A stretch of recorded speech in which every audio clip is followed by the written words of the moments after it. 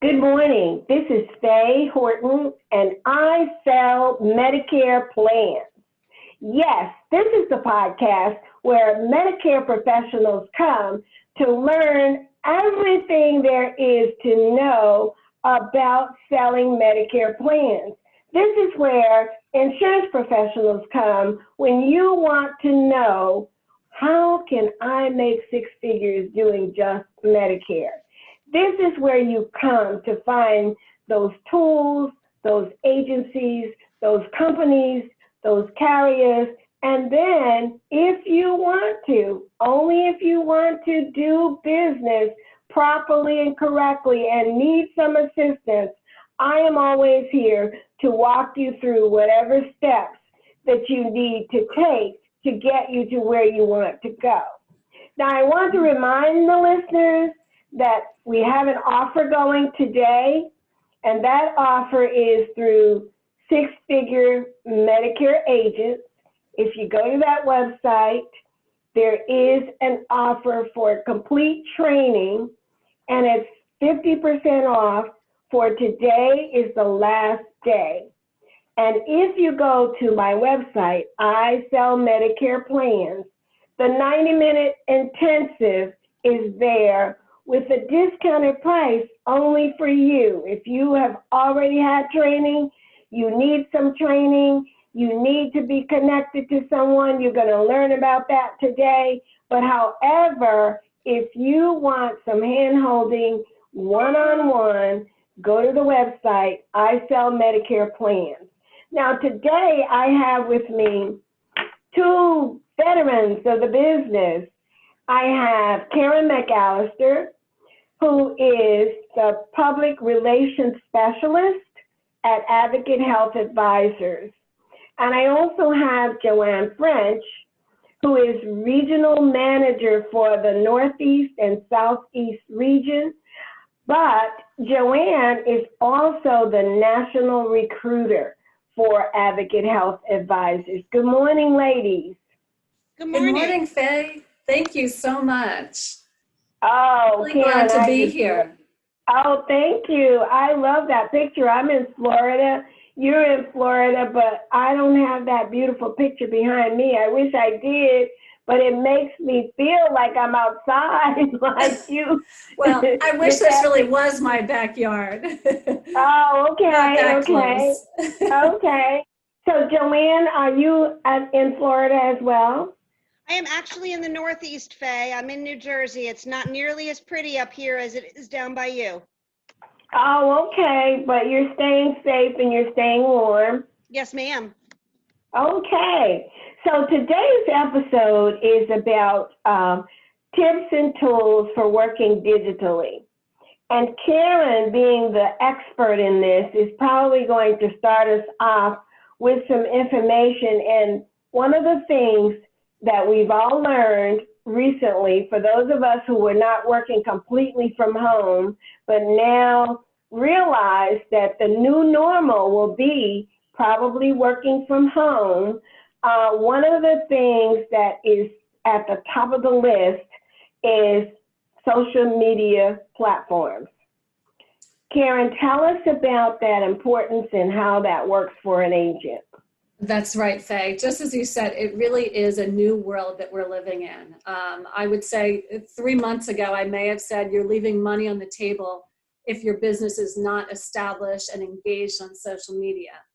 Well, without sounding too alarmist, I would now say you're leaving a significant part of your business on the table if you're not engaging with potential clients and growing your business on social media. It's just, it's where we need to be now, and where agents really need to pivot if they have not already. There was something, Karen, and I don't know if you've seen any numbers on this, that people who are now turning 65 or people who are becoming eligible for Medicare, the newer Medicare beneficiaries, 80% of them have some access to a social media platform. Have you heard anything like that? Yes, let's see. Some recent numbers that I saw showed that Well, a rapidly growing group for social media is people 65 and older. And on Facebook specifically, 41% of users are 65 and older. So clearly, our target audience is there. They're using social media, and increasingly now, particularly with so many people older Americans who are, of course, staying home, not interacting with their friends and relatives. If they were not already on social media, they likely are getting comfortable with social media platforms now so that they can interact with their family and friends. I mean, it's so important in terms of their mental health to have that engagement. And then, of course, now for conducting business, this is the way that it's happening. I noticed, and I'll throw this in because that's true. I noticed yesterday, one family of first cousins, all the sisters and brothers got together in a Zoom meeting with my aunt, their mom.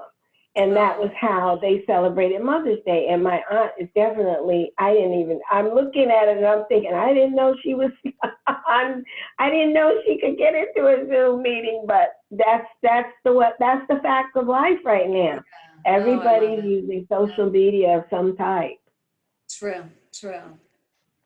And for me, really, it's a key part of business in the sense that people are going to be making judgments about who they do business with based on your safety precautions. I mean, for me, I wouldn't go to a restaurant if I didn't see the employees were all wearing masks, or if hand washing was not easily accessible in the restaurant, that kind of thing. And so I think just the same in the business we're in, we want to be sure that our customers and their family members know that we are accessible through digital platforms, that we're using electronic platforms for enrollment and all of that, so that they know we are not out there in the community and putting anybody at risk. I just think that's so important to make sure that our clients know that.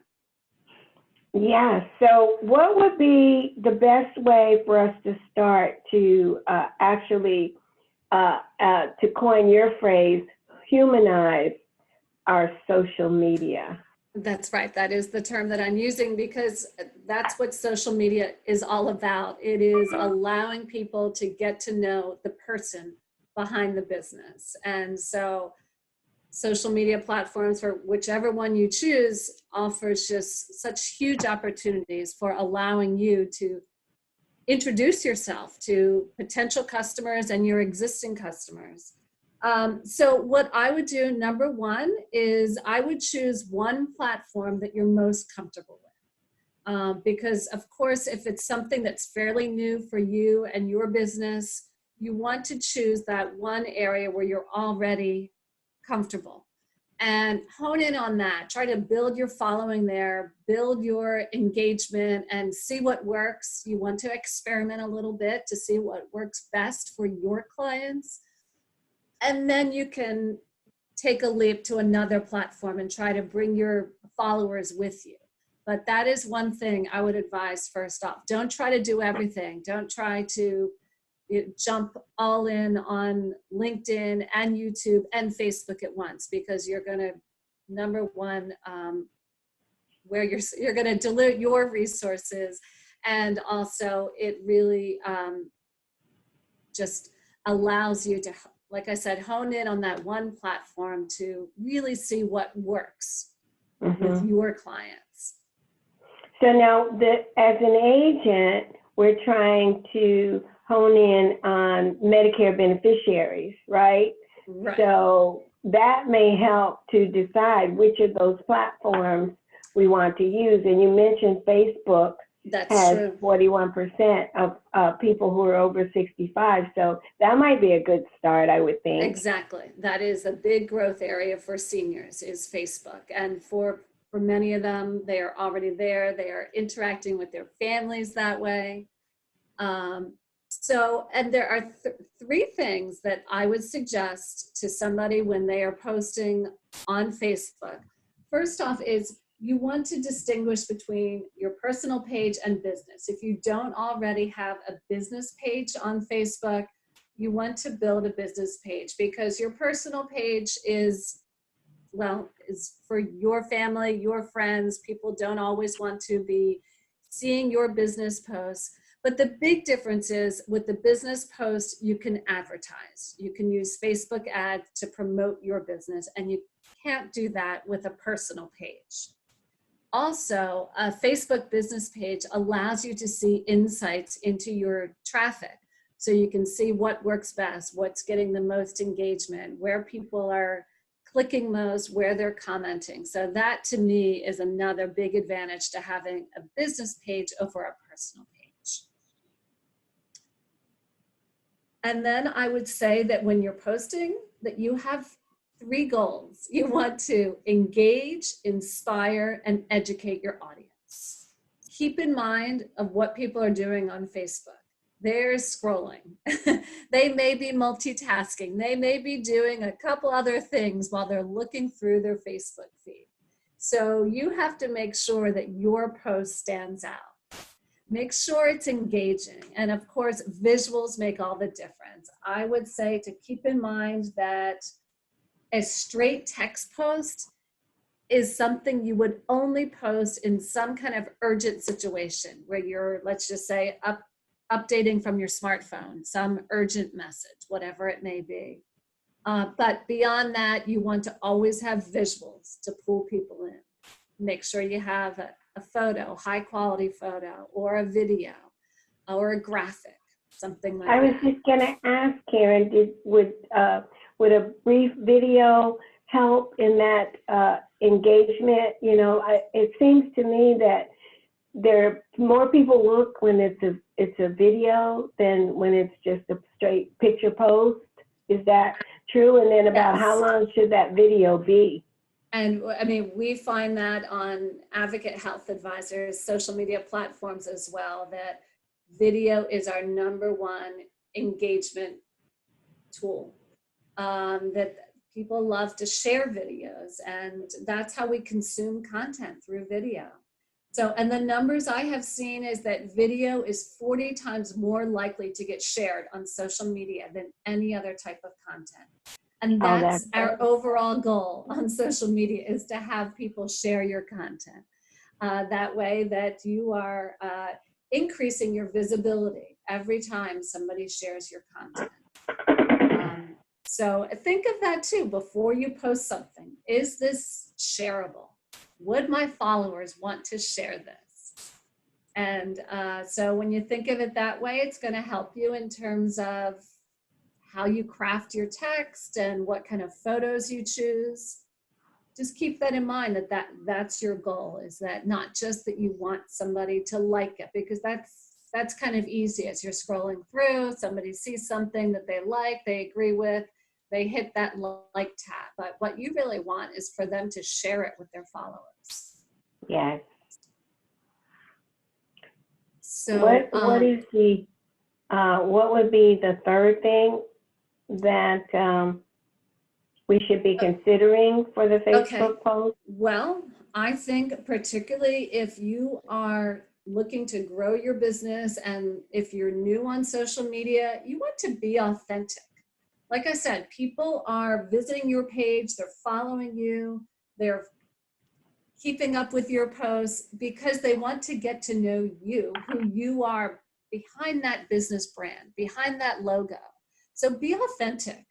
Integrate your personality into your posts. If you were just posting something, let's just say, I'm just going to say the latest news regarding COVID-19, or the latest headlines of the day, people can find those in many other places. So you want to put your take on it, or tell people how you could help them with their Medicare questions. Let them know how you can be of service. Let them know that you care. So that's what you can do on social media that can differentiate you from other brands. Okay, that's great. Thank you so much. Now, I'm going to try to, and this is what I do sometimes. I say to my customer, now let's review. So if you will tell me what you heard, then I know for sure that I have said it correctly. So I am going to try to repeat back to you in a summary the 3 tips that you've given us and the main points. Now, number 1, you're saying that in order for us to work digitally, the one thing that we need to do is humanize our social media platform. Right. Facebook seems to be the number 1 platform because that's where a majority of seniors are now scrolling. And we want, as an agent, because we have to remember, we're not doing social, quote unquote social, just because it's social media. We're still running a business. So on Facebook, we need a business page rather than the personal page. And there were several reasons why the business page works. But the first is you're running a business, so you need a business page. Right. And then you need to engage the audience and inspire them and educate them. Also, be yourself. Be the person that you are.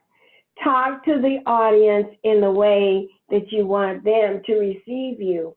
And this is going to be just human nature, the same as if we were meeting someone at a community center, the same as if we were meeting someone at a 55-plus community meeting, the same as if we were meeting someone at a community meeting at a restaurant, wherever, it's the same thing. You want to come over authentically. You want to be the person that gives your customer the feeling that you can help them and that you want to help them.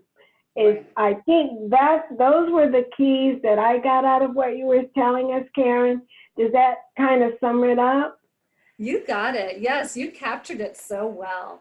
I think here's just a great example, and I didn't even plan it this way, but just yesterday, I think presents such a good example, and maybe Joanne can jump in and talk about this a little bit too. But yesterday, of course, was Mother's Day, and so at Advocate, we wanted to honor mothers and really to let our followers know that we were celebrating Mother's Day. But we thought the best way to do that was not just to post a standard photo or an image that could be captured from anywhere on the web. What we did was we showed a video of Joanne talking about her mother and how her mother is her motivation for being involved with and working with Medicare Advantage plans. And to me, it was so powerful to talk about, or to have one of our managers talking about her why and her motivation and how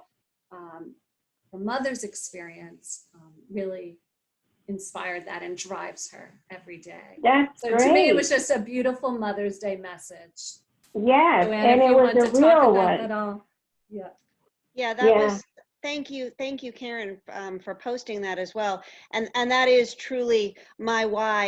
And Faye, what you're saying about what you heard Karen explaining about authenticity.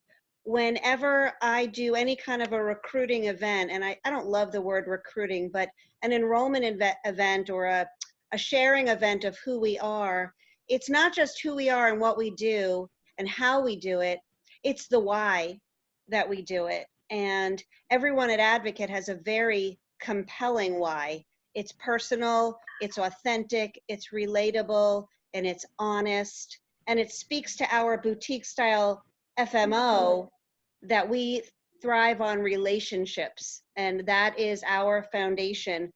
And that carries through to how we share with our brokers to relate to their clients, to create the foundation of relationships, if that makes sense. Okay. It does. And Joanne, I'm glad that you are now ready to chime in, because I think we've come to that point, because remembering we're still talking to an audience that may be specifically agents who are in business, who are having some difficulties and maybe not some difficulties, and learning where to go about doing business actually in Medicare. So Joanne, that's kind of like your bailiwick. Can you just give us a brief synopsis of what you do at Advocate Health and how that interacts and works with people in the field? Absolutely, Faye. Thank you. So what I do is work with newer brokers, many of which are not yet in the Medicare space, many of which are property and casualty or life and health brokers, a lot of financial advisors and retirement planners, even tax preparers that simply have clients that need help with Medicare. And who else are you going to go to but your own trusted advisor who works with you in another space? Right? Because Medicare is so personal. It is not a transactional business. It is a very organically grown side of insurance where people don't go to 1-800-Medicare or AARP.com. They speak with their friends and say, who do you trust? And it's a very emotional sale. So I treat every client as though they're my mom, and our brokers work with their clients as though it's a personal experience of finding the right and the most appropriate fit for them. So we are independent. We've got 30 plus carriers across the country. We don't work for a carrier, we work for our clients. And as you know, the fiduciary of a field marketing organization is to support our brokers in whatever works, whatever is wanted and needed. Our job is to be the back office support system and wind beneath their sails, if you will. So we don't benefit unless you make sales and have success. So we only get what we want when we help you get what you want. And we work with agents across the country. Some agents give us a try with maybe just one carrier, and some agents love us and I'm their BFF or one of my compadres, and they work with us with all the carriers. And in either way, they are our priority. You are my client, as the beneficiary is your client. And we would like to treat you the way you would treat your client, which is the way that I would treat my mom. So I want to also let the audience know that we have a private Facebook group, I Sell Medicare Plans. And both Joanne and Karen are members of that group. So if anyone has any questions about what we're talking about today, what we're covering today, and you don't get an opportunity to reach out to me, if you put your question in the group, if you join the group, which there is no cost to join the group, it's just a group of insurance professionals who are helping other insurance professionals, put your post in the group, and Joanne will answer if you want to point out. There you are. I finally figured out the video. I'm sorry. I was sitting here thinking to myself, we're talking about authenticity, and I don't see her. Sorry about that.